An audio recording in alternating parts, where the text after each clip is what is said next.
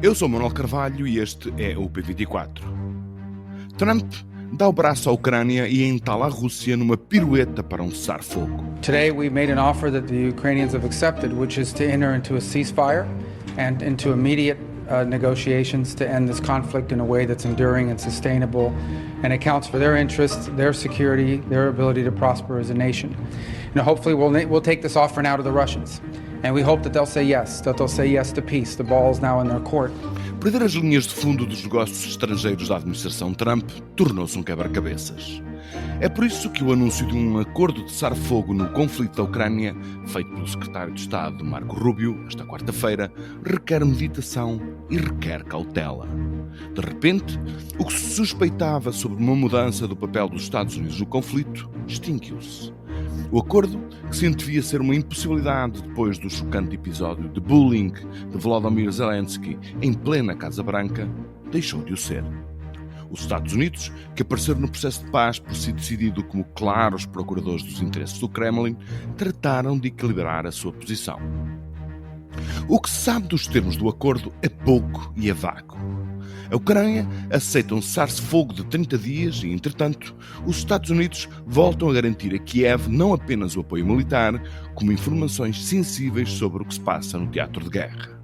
A Polónia, por onde passa a ajuda norte-americana, já confirmou o regresso da ponte aérea que permite levar armas para a frente em Kursk ou no Donbass. As acusações de Trump a Zelensky, um ditador, um líder de um carapaz, esbateram-se com este apoio. O presidente, pressionado pelos europeus e também pelos ucranianos, terá percebido que não é possível um acordo de paz no qual a Ucrânia apareça com uma corda ao pescoço. Ainda sem saber o que a Rússia tem a dizer sobre esta proposta de cessar-fogo e sobre o inesperado regresso do apoio militar e logístico dos Estados Unidos à Ucrânia, há uma série de dúvidas que este passo no processo suscita. Será que a Rússia, a recuperar terreno em Kursk e a avançar no Donbass, aceita parar o conflito? E será este cessar-fogo um primeiro passo para a negociação de um acordo de paz? Se hoje os ucranianos parecem já ter percebido que o seu sonho de integrar a NATO é uma miragem, terão já metido na cabeça que os russos jamais abdicarão de territórios entretanto conquistados? Entre um passo positivo e o fim de uma guerra que ameaça a estabilidade europeia, quisemos saber, com o embaixador Francisco Seixas da Costa, quais os horizontes abertos por este cessar-fogo. Francisco Seixas da Costa, um diplomata na Reforma, que foi secretário de Estado dos Assuntos Europeus, embaixador de Portugal em França, no Brasil e, entre outros cargos, no Ministério dos Negócios Estrangeiros, também nas Nações Unidas. Este é o P24, o seu dia começa aqui. Sr. Embaixador Francisco Seixas da Costa, muito obrigado por estar connosco no P24. Consegue imaginar que resposta a Rússia vai dar a esta proposta de cessar-fogo? Devo dizer que essa é uma das minhas grandes curiosidades nas últimas horas, porque claramente esta proposta fica muito aquém daquilo que são as posições russas e, mais do que isso, até pode confrontar alguma da estratégia russa neste quadro. E por isso mesmo, mas também pela circunstância de Vladimir Putin seguramente não querer dar um desgosto público a Donald Trump, e nós sabemos o efeito prático que os desgostos públicos podem ter nas reações de Donald Trump, vai ser muito interessante perceber qual será a estratégia russa nesta resposta. Seguramente que a criação, a paragem da guerra na situação atual não corresponde exatamente àquilo que a Rússia pretende. A Rússia neste momento está numa posição ofensiva no Donbass, está numa posição de praticamente quase estar a conseguir a expulsão das forças ucranianas que tinham invadido a região de Kursk, e por isso mesmo uma paragem num determinado momento, paragem essa que claramente para a Ucrânia significaria o reabastecer-se e o recolocar-se numa posição um pouco mais favorável, é desagradável para a Rússia. Além disso, há uma questão de fundo que a Rússia coloca e que tem vindo a colocar ao longo do tempo, é que a Rússia não quer necessariamente uma negociação apenas com a Ucrânia. A Rússia tem uma estratégia que está muito clara numa carta famosa que no final de 2021 Sergei Lavrov enviou aos seus homólogos europeus da NATO, a Rússia quer um reequilíbrio novo, no fundo, uma espécie de reset relativamente à situação que perdeu após o final da Guerra Fria. Ora, isto não corresponde minimamente àquilo que é o interesse russo. Dito isto, nós também não sabemos se a Rússia, em função das lições que aprendeu ao longo destes 3 anos, e em particular sabendo que aquilo que é a entidade dos Estados Unidos, que tem um papel relevante neste quadro, pode desempenhar, se a Rússia não pode fazer, digamos, uma espécie de um plano B e não pode redimensionar também a sua própria ambição.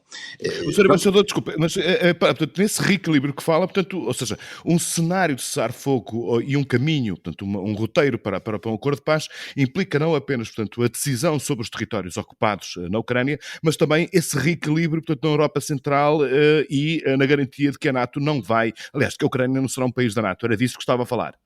Era, mas se reparar bem nesta proposta, não há nenhum desses novos elementos, nomeadamente a questão, por exemplo, da neutralidade da Ucrânia e na posição da Ucrânia face à NATO. Nem há isso, aliás, acho que os Estados Unidos não estão dispostos a fazer isso, nem há, digamos, o colocar em cima da mesa uma espécie de recuo face àquilo que foram os avanços NATO ao longo dos últimas dezenas de anos, porque isso também implicaria todos os restantes países que se colocaram sob o chapéu da NATO. E, portanto, a grande questão que está aqui em saber é se, perante uma proposta de alcance muito limitado como esta proposta atual, que é vamos parar as coisas no terreno, se a Rússia vai ter uma postura positiva ou se vai, por e simplesmente, dizer não, isso não nos interessa. Porque ao dizer isso não nos interessa, nós sabemos que isso vai obrigar, digamos, Trump a ter uma reação extremamente dura. Porque nós sabemos que Trump, que mesmo internamente, que tem pago um preço grande pela sua relação privilegiada, se assim podemos dizer, com Moscovo, não lhe será completamente desinteressante, nomeadamente face a certos setores republicanos, e a certos setores republicanos ligados a Estados que, por exemplo, têm interesses militares na operação ucraniana, não lhe será completamente desinteressante ter uma atitude um bocadinho mais firme. Aliás, se repararmos bem, aqui há dias, Trump disse, no caso da Rússia não vir às boas, para utilizar uma expressão mais simples, naquilo que nós vamos apresentar, nós vamos impor sanções à Rússia. Portanto, Trump não quer fechar completamente a porta à possibilidade de ser duro para com a Rússia. Mas isso não significa, a meu ver, que Trump esteja também disposto a quebrar completamente esta sua suposta simpatia com Moscovo. Portanto, Moscovo vai ter que fazer uma conversa de volta que, curiosamente, ao que os últimos sinais são nesse sentido, passaria por uma nova conversa entre Putin e Trump, telefónica, que no fundo tentasse ultrapassar as dúvidas que a Rússia teve depois desta reunião na Arábia Mas Saudita. é caso para dizer, Sr. Embaixador, se há uns tempos atrás, nas últimas semanas, quem estava numa posição mais frágil em todo este processo era a Ucrânia. Agora, portanto, com este avanço, com o regresso do apoio militar e logístico dos Estados Unidos à operação ucraniana e com, enfim, esta pressão que está agora pendente sobre a Rússia, quem está eventualmente numa situação mais desconfortável é a Rússia. Podemos afirmar isso? Sim, é uma posição de desconforto, é uma posição, digamos, no terreno bastante favorável à Rússia, só que a Rússia poderá, se não apoiar ou vier a confortar aquilo que são as propostas americanas neste ponto específico, pode de repente encontrar-se numa situação em que os americanos decidam, por exemplo, retomar, que aliás como já retomaram ao nível da própria intelligence e mesmo da alguma ajuda militar, retomar a ajuda à Ucrânia, no sentido de forçar a Rússia a um maior compromisso. A Rússia estava muito confiante, na minha opinião, naquilo que seria, digamos, a pressão de Trump sobre a Ucrânia. Só que a pressão de Trump sobre a Ucrânia acabou por ter efeito, isto é, Zelensky aparentemente acorda com os princípios básicos daquilo que é o acordo dos minerais, Zelensky aparentemente terá pedido, esta questão ainda não está completamente clarificada, desculpas numa carta a Trump relativamente ao seu comportamento na Casa Branca, o que é, enfim, um recuo face a uma atitude que, na minha opinião, não teve nada de particular, tendo em atenção a pressão psicológica. Teve apenas manter o mínimo de dignidade, não é? O mínimo de dignidade, e exatamente foi o que aconteceu, e portanto, mas de facto a Ucrânia cedeu. A Ucrânia talvez tenha cedido na perspectiva de que a Rússia não vai ceder. E, portanto, nós estamos aqui num jogo. E a circunstância de esta conversa ter sido feita, falava-se muito nesta ideia de que não se pode discutir, os americanos não podem discutir as questões russas sem os ucranianos. Agora está-se a discutir a questão ucraniana sem os russos. Neste momento, Trump fez um passo em frente, não sentou à mesa a Rússia e a Ucrânia, não, sentou-se diretamente à mesa com a Rússia, com a Ucrânia, e agora faz uma espécie, eu diria, de um suave dictate à Rússia. E no primeiro, como neste momento, portanto, a União Europeia aparece aqui claramente como um parceiro descartável, portanto, um parceiro inexistente. É verdade, embora a União Europeia e aquilo que possa ser chamado uma espécie de coalition of the willing no quadro da União Europeia tenha ido já bastante longe no sentido de reforçar uma posição que amanhã pode ser colocada aos americanos de uma forma um bocadinho mais formal. Aquilo que se passou em Paris com a reunião entre os chefes do Estado-Maior, organizada pela França e com o apoio do Reino Unido, com os chefes do Estado-Maior dos países NATO, porque também implicou a Turquia e também implicou a Noruega, e foi mais do que isso, foi buscar também o Japão, a Austrália, a Nova Zelândia. Portanto, houve aqui uma tentativa de ir buscar todos aqueles que no fundo estavam a apoiar a Ucrânia, no sentido de mostrarem uma posição comum. É claro que não estiveram sentados nessa reunião os Estados Unidos e serão fundamentais para isso. Mas acho que a União Europeia está a ir tão longe quanto lhe é possível, particularmente com o apoio institucional da própria Comissão Europeia, em termos de financiamento, estas medidas que estão a ser anunciadas pela própria Comissão relativamente ao financiamento e à possibilidade de dar aos Estados-membros uma abertura relativamente a um endividamento que vá para além das regras do Pacto de Estabilidade e Crescimento. Tudo isso significa que há uma preparação para entrar no jogo. É verdade seja que até agora não há nenhuma luz verde americana para que isso aconteça. Mas a pressão vai ser grande sobre os Estados Unidos e a certa altura, digamos, pode não haver razão para os Estados Unidos de evitarem que este grupo de países possa ser relevante num processo em que os Estados Unidos, como nós sabemos, não querem boots on the ground, não querem pôr tropas. E, portanto, muito provavelmente, digamos, terão aqui um substituto no sentido de dizer há aqui quem se ofereça para, por exemplo, fiscalizar o cessar-fogo. Mas aí todos nós sabemos, aliás, há uma conferência de imprensa de Lavrov, que aliás dada em inglês, curiosamente, em que diz que não é plausível que a Rússia venha a aceitar na Ucrânia a presença em território ucraniano como fiscalizadores de qualquer processo de paz ou de qualquer armistício, forças que no passado, oriundas de países que no passado se mostraram favoráveis à posição ucraniana e antagónicas com a posição russa. De qualquer forma, portanto, isto com tantas surpresas, com tantas variações, com tantos inesperados em todo este processo, este caso, portanto, este avanço, esta proposta de cessar-fogo, está longe de nos garantir que de facto vai haver um cessar-fogo e de que o processo de paz pode estar aí no virar da esquina. Portanto, não temos grandes razões para ficarmos mais otimistas do que estávamos com este desenvolvimento, ou temos? Não sabemos, até por uma razão simples, é que até que este eventual cessar-fogo venha a materializar-se no terreno, nós vemos que as posições, quer de um lado, quer do outro, ontem houve ataques a Kiev por parte dos russos, os ucranianos fizeram largos ataques de drones às zonas próximas de Moscovo, portanto, há uma espécie de um build-up feito pelos dois lados, no sentido de criar uma posição mais forte para a própria negociação. Eu não acho que devamos estar muito otimistas neste momento.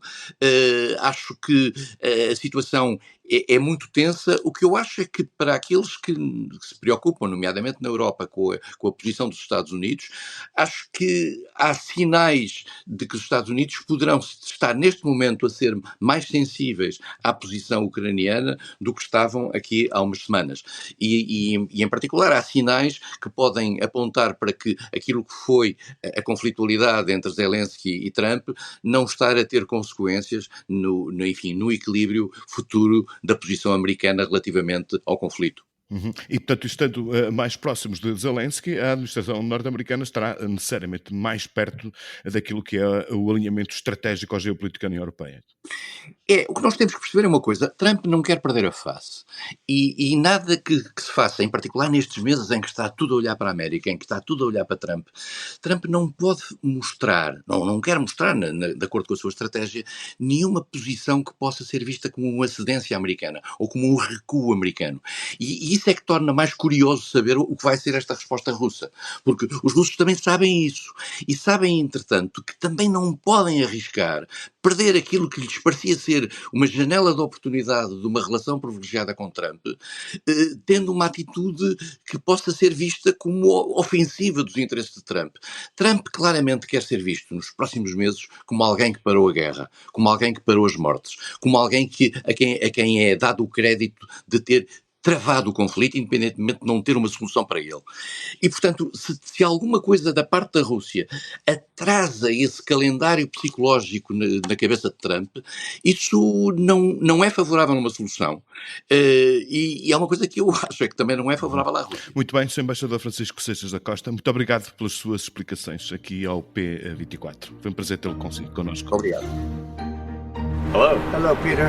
Hello, President Trump. Are you looking to buy or lease today? Well, I'm going to buy, and I'm going to buy because, number one, it's a great product, as good as it gets, and number two, because this man has devoted his energy and his life to doing this, and I think he's been treated very unfairly by a very small group of people.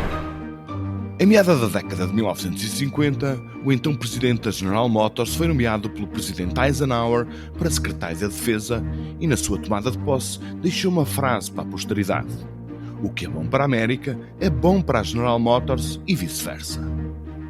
70 anos depois, é o próprio presidente dos Estados Unidos, Donald Trump, a dizer algo parecido, com a Tesla no lugar da GM. Sinal dos tempos. Um presidente a fazer publicidade a uma marca automóvel. Sinal dos tempos número 2. Na sessão de bolsa de Nova Iorque de segunda-feira, a Tesla perdeu 15% do seu valor. A América penaliza o oligarca radical pela sua apologia da extrema-direita ou pela destruição que está a causar na administração pública federal. Trump vai em sua ajuda, mas veremos se ainda vai a tempo de o ajudar ou até de o salvar. O P24 regressa amanhã. Tenham um excelente dia. O público fica no ouvido.